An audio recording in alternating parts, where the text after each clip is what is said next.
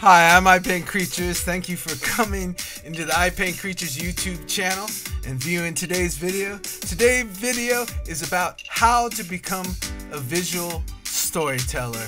And I'm going to provide you a few tips from my artillery and my toolbox.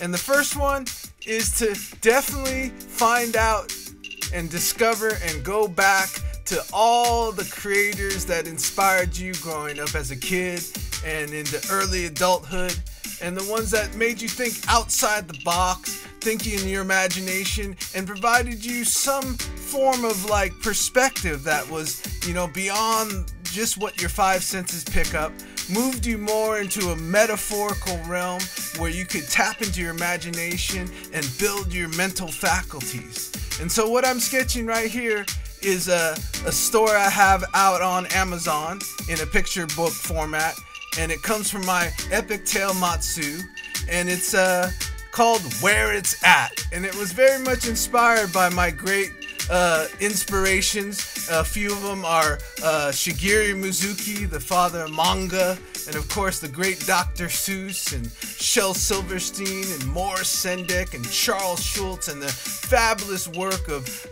Joseph Campbell, and then cats like Gene Roddenberry and George Lucas, and all the great visual storytellers that either delivered their stories in film or delivered it in storybooks and modern folk tales, basically. And so where it's at is one of the first tips I'll give you is first go back and discover your favorite stories and the ones that really gave you even an interest, got you started wondering about really what is happening in your world, and inspired you to, take chances and do more original things and not just live in a compare, contrast, systematic kind of rote way, be creative problem solvers.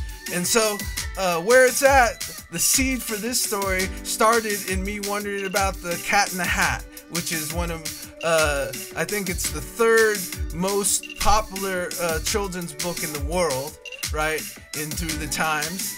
And I started thinking about what really did that do to me, when I experienced it through childhood, and then later, of course, in my adulthood, when I went back to like, how do I start telling my own original stories, and how do I find the courage to deliver them in a way that, will inspire other people to, bring forth socially what they've always done and, had a notion for in their lives, right?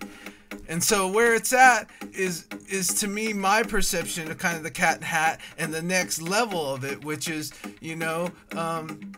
we're always kind of taught to stay in lines and be proper and do all the necessity things to keep us connected and bring us careers and allow us to move through life and have a quality of life that benefits us, right? And so Cat in the Hat became this whole story where I was like, it really doesn't have much sense in it, but it does open your imagination. And so where it's at is kind of in the same vein where Shigin, that character, that boy I was sketching originally, he basically experiences a cat, a living cat, anthropomorphic, however you say that word, cat that comes into his life and inspires him that he doesn't need to be bored and wait around just for mom to come home, and they can be creative.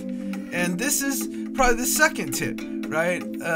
I took a lot of things that help me in my life be more creative, more spontaneous, and deal with kind of the uncertainties of life and create my own way. And this is a creature called Surprise. And that's another book that's available right there on Amazon called Eyes on the Surprise. And right here, I'm showing how I'm going back through the story and reading it on my cell phone right there. To get a little more ideas about how I could expressly render this creature, and then just get back into the flow of experience, right? And everything I do is based in the poetic word. And so if you want to become a visual storyteller, first go back to your roots and figure out the artist that inspired you. And second of all, go inside yourself and figure out what keeps you creative and expanding and the courage to tell your own story. Thanks for watching. I'll see you guys real soon.